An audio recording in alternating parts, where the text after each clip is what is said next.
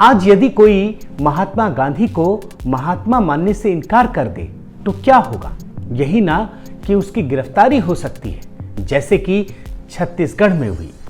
लेकिन क्या आप जानते हैं कि संविधान निर्माता बाबा साहेब अंबेडकर ने महात्मा गांधी को महात्मा मानने से ही इनकार कर दिया था? क्या आप ये भी जानते हैं कि Booker prize winner Arundhati Roy ने महात्मा गांधी की अहिंसा की नीति को ही शोषण का आधार बता दिया था, लेकिन उनकी भी गिरफ्तारी नहीं हुई?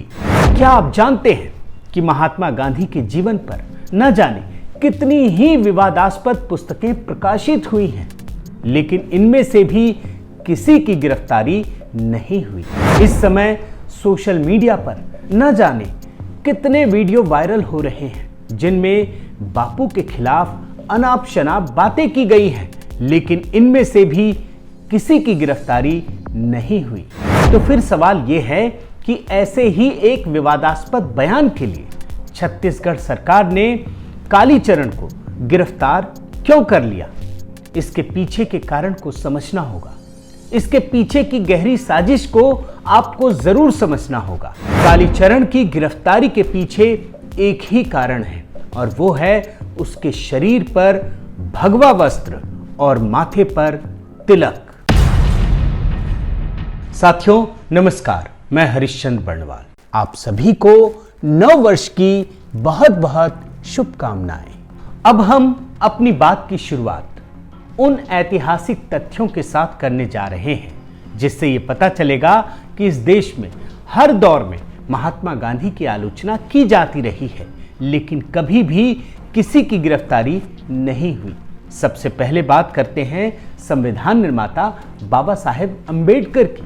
उन्होंने गांधी जी की आलोचना करते हुए क्या लिखा था, ये आपको जरूर जानना चाहिए। उन्होंने कहा था, Gandhi was never a Mahatma, I refuse to call him a Mahatma. यानी गांधी कभी महात्मा नहीं थे, मैं उन्हें महात्मा नहीं मानता हूं।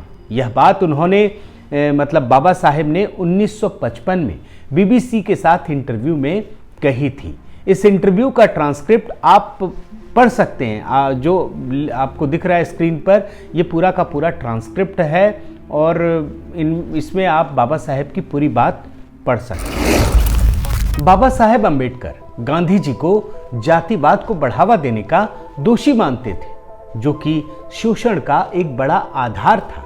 इसीलिए बाबा साहेब महात्मा गांधी को महात्मा नहीं मानते थे। गांधी को महात्मा न मानने की बात बाबा साहेब अंबेडकर ने गांधी जी की मृत्यु के कई साल बाद और अपनी मृत्यु के 1 साल पहले कही थी। तब इस देश में कांग्रेस की सरकार थी और जवाहरलाल नेहरू इस देश के प्रधानमंत्री थे।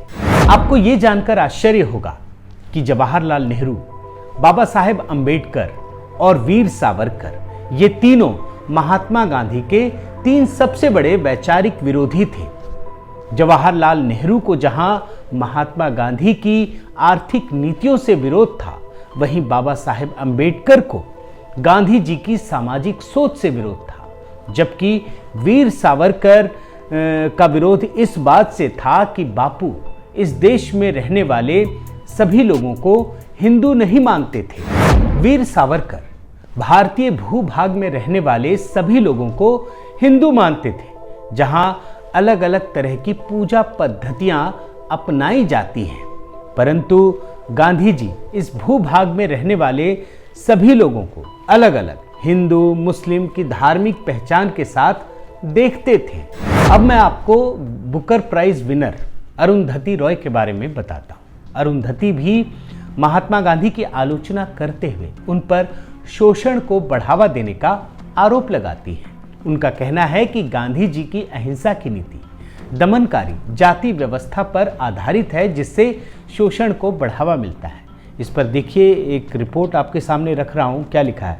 Arundhati Roy accuses Mahatma Gandhi of discrimination, और ये रिपोर्ट द गार्जियन की है। इसमें आगे क्या लिखा है, prize winning author questions position in India of person whose doctrine of non violence was based on brutal caste system. यही नहीं, एक आर्टिकल में अरुंधति रॉय ने ये तक कहा कि महात्मा गांधी ने अंबेडकर से एक मतभेद की स्थिति में सत्याग्रह कर दिया और बापू ने बाबा साहेब को विलेन तक बना दिया। अरुंधति रॉय ने अपने आर्टिकल में इसे ब्लैकमेल तक बताया और आप ये आर्टिकल देखिए, ये आर्टिकल में क्या लिखा है, how Gandhi made Ambedkar a villain in his fight to be the real representative of Dalits. ये आर्टिकल द प्रिंट में प्रकाशित हुई है और इसे खुद अरुंधति रॉय ने लिखा है। आज से 7 साल पहले यानी साल 2014 में महात्मा गांधी की इस कदर आलोचना करने के बाद भी कांग्रेस की सरकार ने न तो अरुंधति रॉय को गिरफ्तार किया और ना ही इसको लेकर कोई बवाल मचाया गया। इसका मतलब है कि गांधी की आलोचना इस देश को स्वीकार है। पिछली सरकारों ने भी उसे कभी गलत नहीं माना, लेकिन वही बात जब एक गेरुआ धारण करने वाले व्यक्ति, माथे पर तिलक लगाने वाले व्यक्ति ने यही बात कह दी तो उसकी गिरफ्तारी हो गई। वैसे मामला यही तक सीमित नहीं है। महात्मा गांधी ही क्यों, भगवान राम तक पर भी सवाल उठाए गए, यहां तक कि रामायण को भी बदल दिया गया, लेकिन कभी किसी की गिरफ्तारी नहीं हुई, कभी कोई बवाल नहीं मचाया गया। यहां तक कि कांग्रेस ने जब भगवान राम के अस्तित्व को ही मानने से इनकार कर दिया तब भी किसी की गिरफ्तारी नहीं हुई। आप ये जानकर हैरान रह जाएंगे कि साल 2008 से दिल्ली विश्वविद्यालय के इतिहास विभाग ने एक ऐसी रामायण पढ़ानी शुरू की जिसमें राम और सीता को भाई बहन और रावण को सीता का पिता बताया गया, और ये सब हुआ अभिव्यक्ति की आज़ादी के नाम पर। यह सिलसिला 2013 तक चलता रहा, तब भी किसी की गिरफ्तारी नहीं हुई। भावनाओं को ठेस पहुंचाने वाले इस कृत्य को सिर्फ अभिव्यक्ति की आज़ादी की आड़ में छूट दी गई, लेकिन किसी के खिलाफ कोई कार्रवाई नहीं हुई। वहीं राहुल गांधी अपनी अभिव्यक्ति की आज़ादी के नाम पर काले पानी की सजा पाने वाले स्वतंत्रता सेनानी वीर सावरकर के खिलाफ जब न तब अनर्गल आरोप लगाते रहते हैं, लेकिन तब भी कभी भी उनकी गिरफ्तारी नहीं हुई। मेरा नाम राहुल सावरकर नहीं है, मेरा नाम राहुल गांधी है। यहां तक कि उन्होंने आरएसएस की तुलना आतंकी संगठनों से भी कर दी, लेकिन क्या कभी उनके खिलाफ कोई कार्रवाई हुई? वहीं जब सोनिया गांधी की आलोचना की जाती है तो 16 एफआईआर दर्ज हो जाती है, गिरफ्तारी हो जाती है, तमाम तरह से उसे परेशान किया जाता है। और ये सब कहाँ किया जाता है? क्योंकि महाराष्ट्र में कांग्रेस की सरकार है। इसी तर्ज पर कोई कालीचरण नाम का व्यक्ति महात्मा गांधी की आलोचना करता है तो छत्तीसगढ़ में उसकी गिरफ्तारी हो जाती है, क्योंकि वहां कांग्रेस की सरकार है। ऐसे में सवाल उठना लाजमी है कि एक ही तरह के दो मामलों में कांग्रेस का रवैया दो तरह का क्यों है?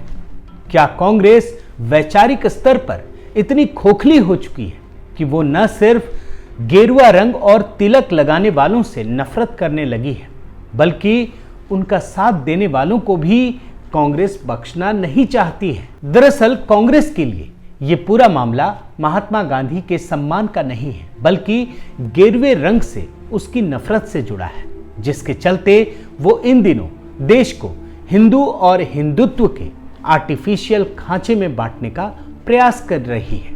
वरना महात्मा गांधी तो पहले भी पूजनीय थे, आज भी है और आगे भी रहेंगे।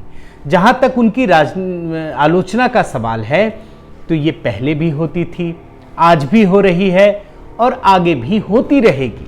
लेकिन जब कांग्रेस की प्रतिक्रिया या कांग्रेस की जो कार्रवाई है वो ये देखकर होती है कि आलोचना करने वाला कौन है, अगर ये उनके राजनीतिक काम का हुआ, राजनीतिक लाभ का हुआ तो कांग्रेस खामोश रहेगी, लेकिन अगर नहीं हुआ तो कांग्रेस उसके पीछे पड़ जाएगी।